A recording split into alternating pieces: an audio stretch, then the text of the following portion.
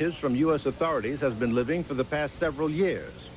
Assata Shakur, also known as Joanne Chesimard, convicted and sentenced in the 1973 slaying of a New Jersey state trooper.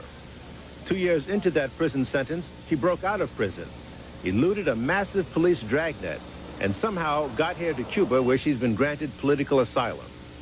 But even before that terrible shooting incident, Assata was being watched by police because of her deep involvement in the radical fringe of the civil rights era of the 1960s. She was a member of the Black Panther Party and the Black Liberation Army. Yet, her beginnings were far from radical. Attended a mostly white public school in Flushing, Queens. Attended a Catholic high school. Went out and got a job. Then enrolled in a community college to enhance her earning power. Now, up to this point, most anyone would say, so far, so good. But then she became radicalized, and after 2 tumultuous decades, ends up here in Cuba with U.S. authorities itching to get to her. How did this woman move to this from such modest beginnings?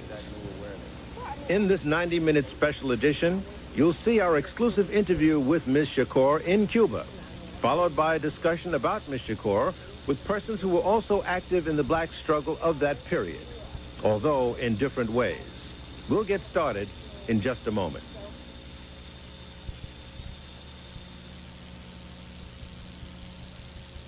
During our short stay in Havana.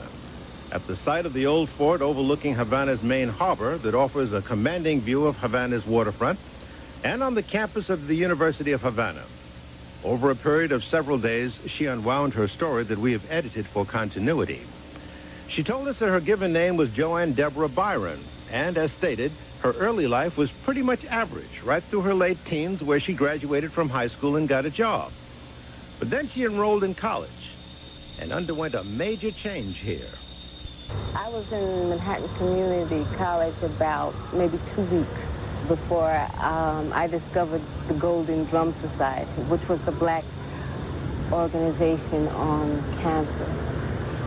And it was like an awakening. Here were these black people, and they were talking about dashikis in Africa and the richness of Africa, and I was like, huh? You know, I had just come out of this office mentality of, you know, of feeling like a servant and feeling that that was my role to, you know, type the papers. And I mean, and I went back to school basically so I could make more money. That was really why I went back. I didn't go back with any desire to learn or to explore. I went back to survive. And when I got there and I saw that there was another, that life was way beyond the file cabinets and the typewriters, that there was more, and that here were these black people who were into studying, who were into just talking about what was happening, talking about the war, talking about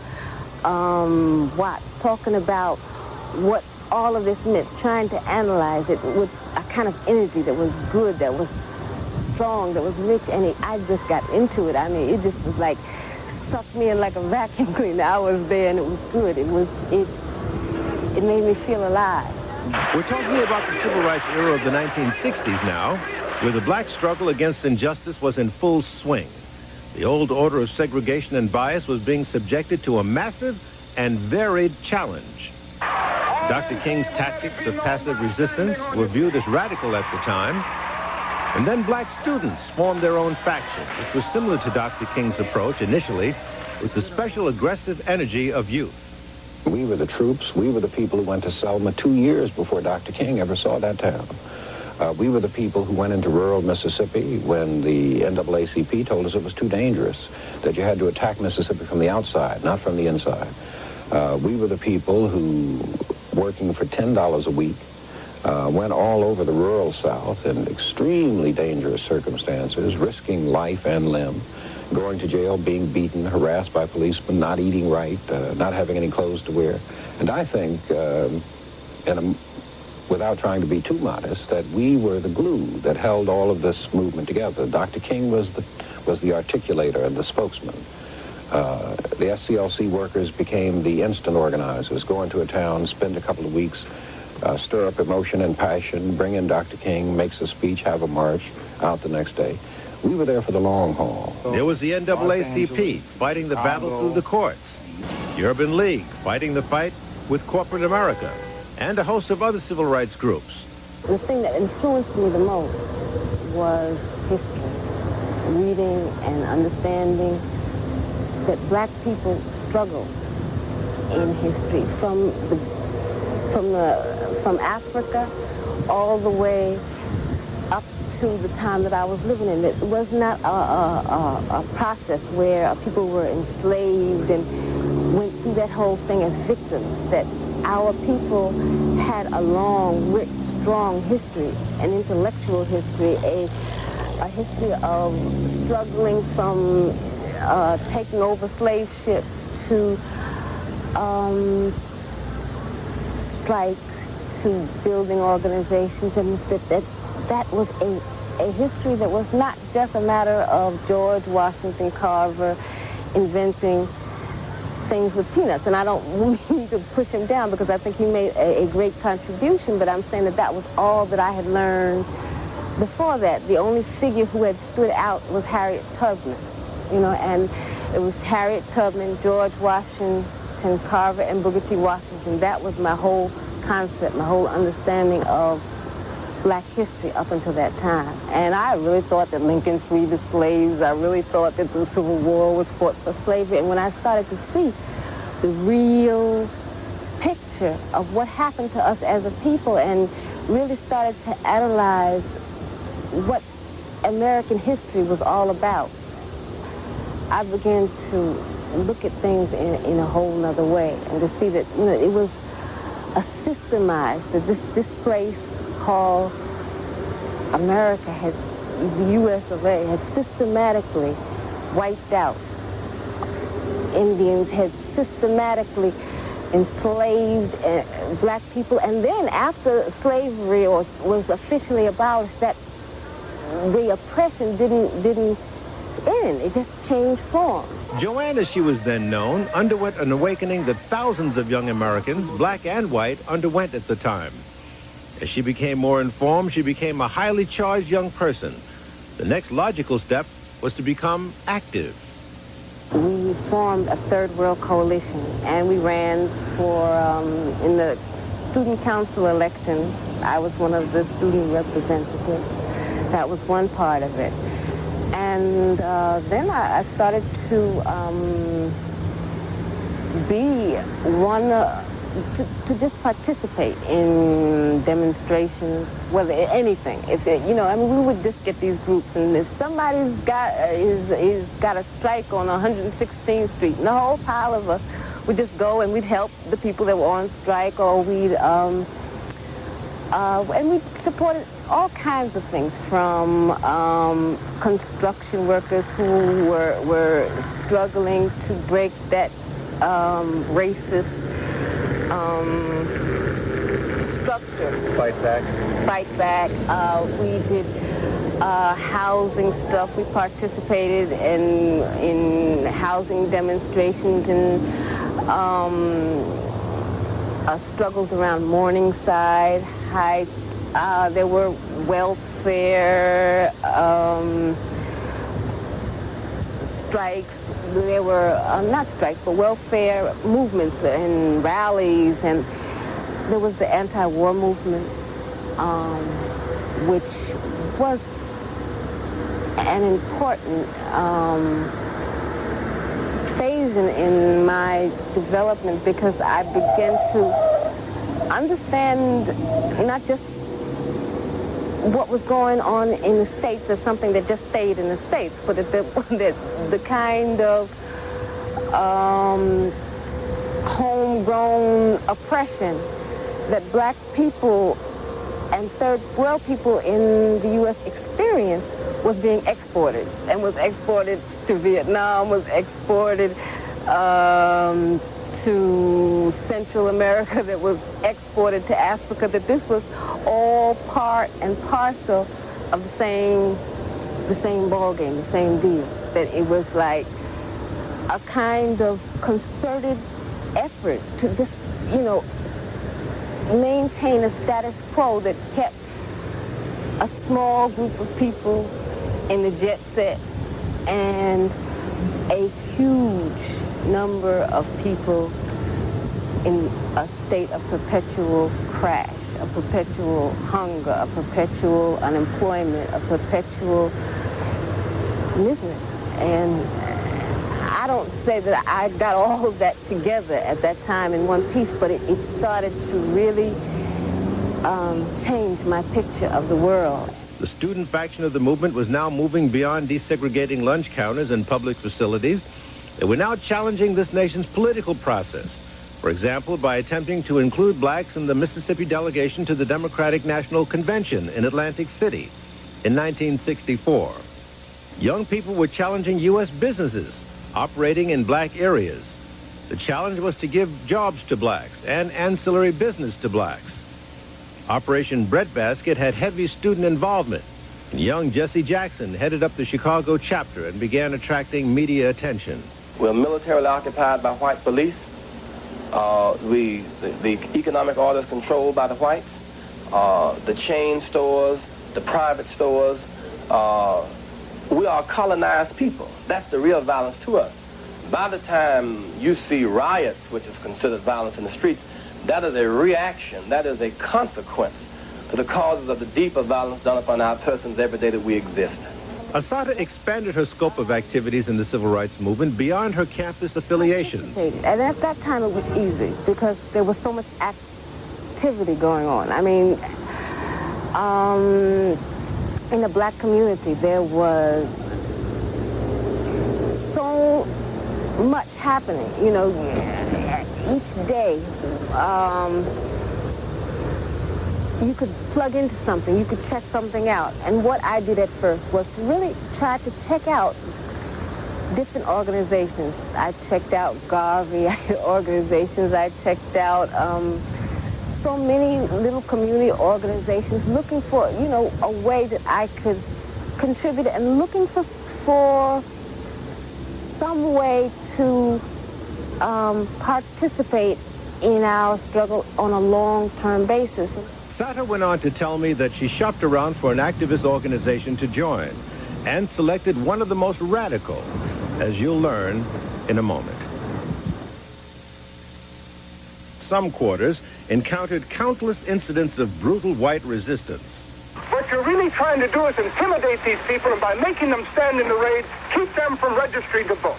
And this is the kind of violation of the Constitution, the violation of the court order, the violation of decent citizenship. You can turn your back on me, but you cannot turn your back upon the idea of justice. Thank you. No,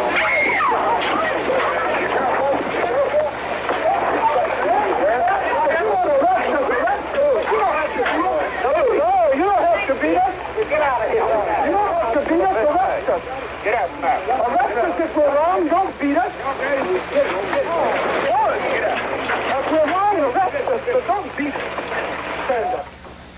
Some in the North began saying that it wasn't fair to ask black people not to defend themselves when attacked. We are faced with a racialistic society, a society in which they are deceitful, deceptive, and the only way we can bring about a change is to talk the kind of language, speak the language that they understand. The racialist never understands a peaceful language. The racialist never understands the nonviolent language. The racialist, he's spoken his language to us for 400 years. We have been the victim of his brutality.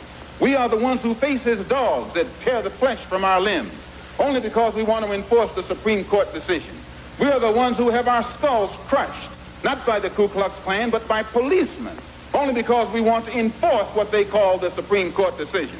We are the ones upon whom water hoses are turned with pressure so hard that it rips the clothes from our backs, not men, but the clothes from the backs of women and children. You've seen it yourself. Only because we want to enforce what they call the law. Well, anytime you live in a society supposedly based upon law, and it doesn't enforce its own law because the color of a man's skin happens to be wrong, then I say those people are justified to resort to any means necessary to bring about justice where the government can't give them justice. The struggle for inclusion of Mississippi blacks in the political process at the Democratic National Convention was rebuffed, and Mississippi police in many instances exacted heavy reprisals against some blacks who had engaged in that struggle. He said, "You are from rural." And he called me an awful name. And he said, "Get up, fatso, and we gonna make you wish you was dead." And I was led out of that cell into another cell where they had 2 black prisoners. The state highway patrolman gave the first black prisoner a blackjack, and it was loaded with some kind of metal. And he ordered me to lay down on my face. State highway patrolman did.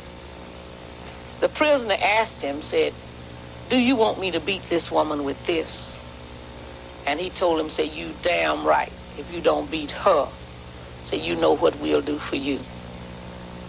So the first prisoner, started beating. And I was really beaten because he had to do what they told him to do. From there, when we came back to Mississippi, SNCC had a staff meeting. It had to decide clearly. The organization was at a juncture. We certainly couldn't follow this because we couldn't come back to the people and tell them try again next 4 years to be seated in the Democratic Party. We certainly couldn't do that. We couldn't do that. So we had to find new approaches. There was only one. Organize the people into their own independent political party. Struggle for the right to vote, get the right to vote, coalesce the political power, use this political power to move to make economic gains for the people, fight against the Democratic Party. That was all. But so while I went alone, I had the support of a lot of our brothers and sisters who took this position and recognized that inside of SNCC, some people were trying to make sure that the project was a failure. So we had to fight inside of SNCC against those who were trying to make it a failure. We had to fight against the Democratic Party, which did everything possible to sabotage it. We had to fight against Wallace. We had to fight against the Ku Klux Klan. We had to fight against all the liberals who were once liberals, but now were telling us, don't get out the Democratic Party. This is the stupidest thing you could do, and who did everything possible, and though they tried, they crushed, they did everything they couldn't stop the people. They organized an independent political party, and they gave it the symbol of the Black Panther. I joined the Black Panther Party. That was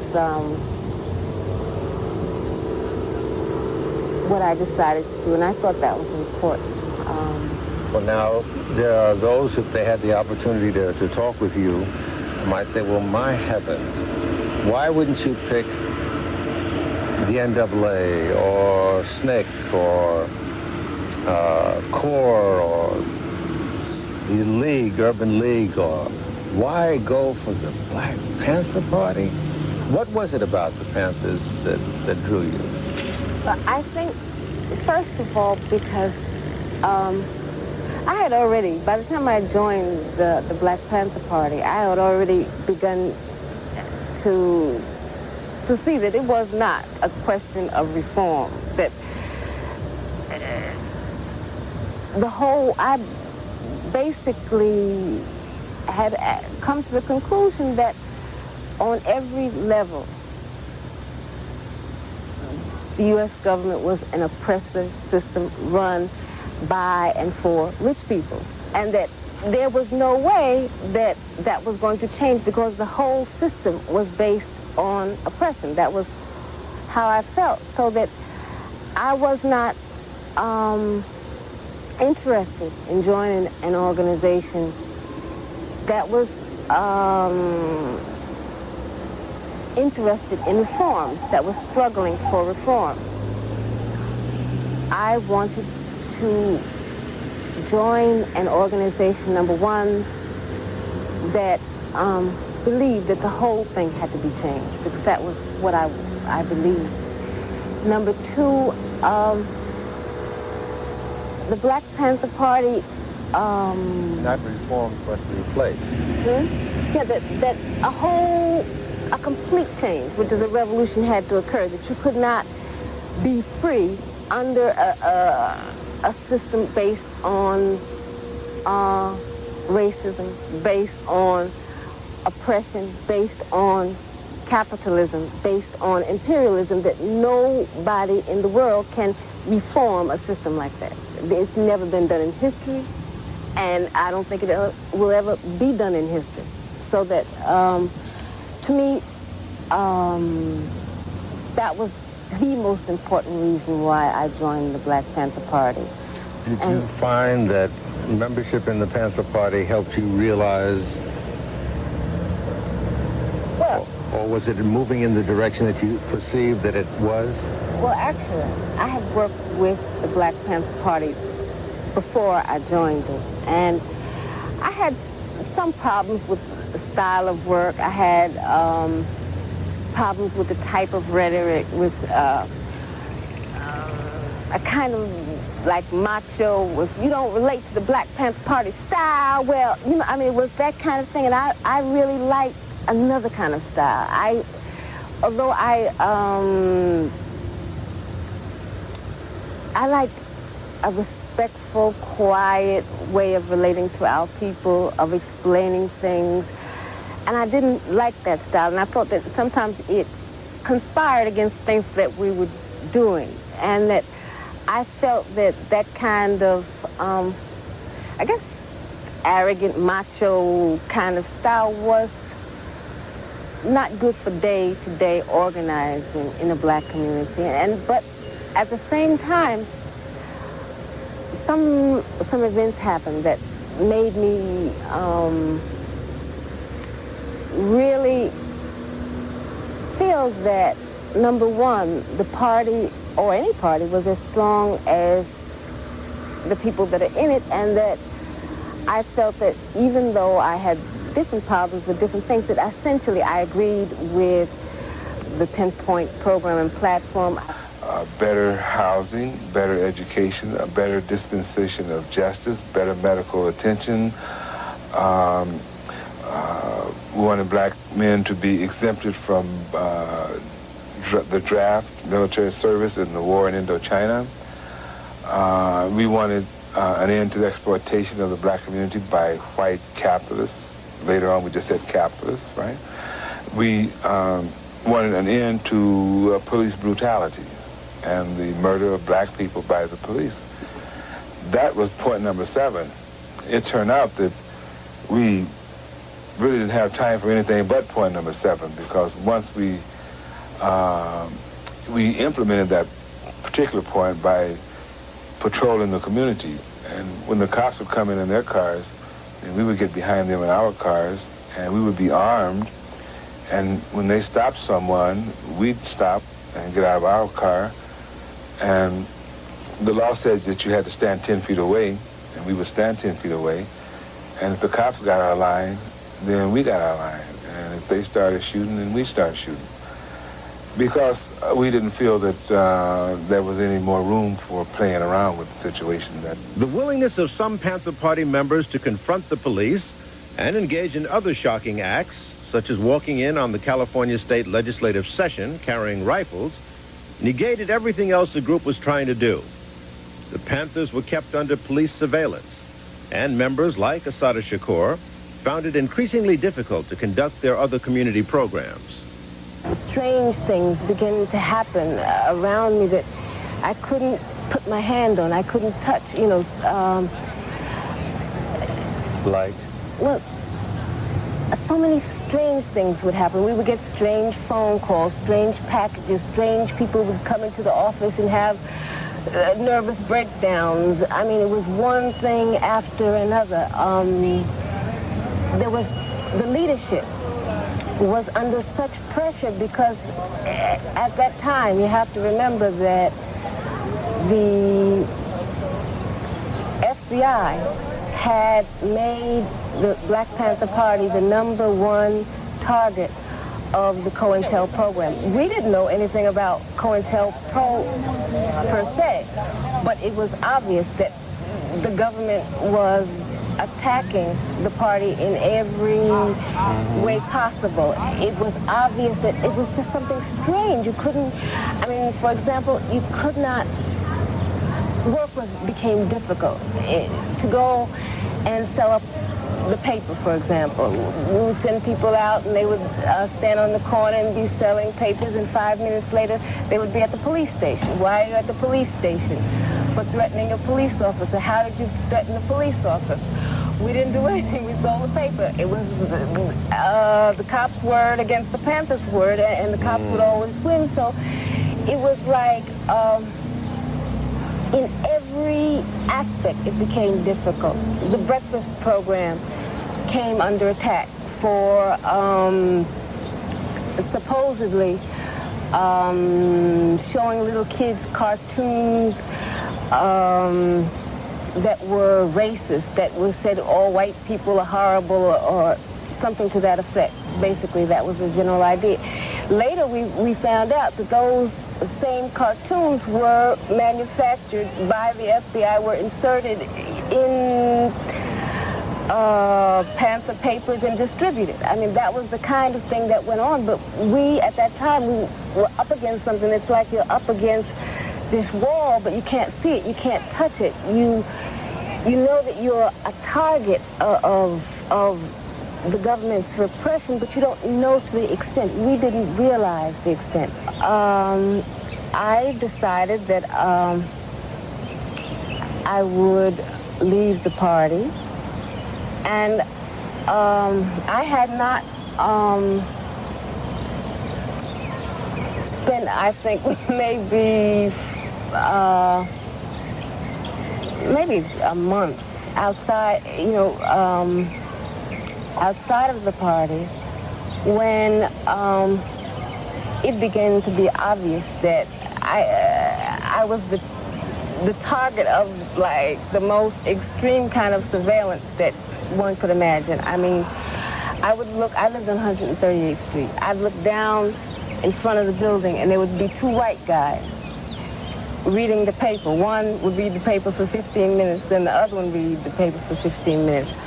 I decided that I would try to concentrate on my studies. I would just try to go on normal life, and that I would move.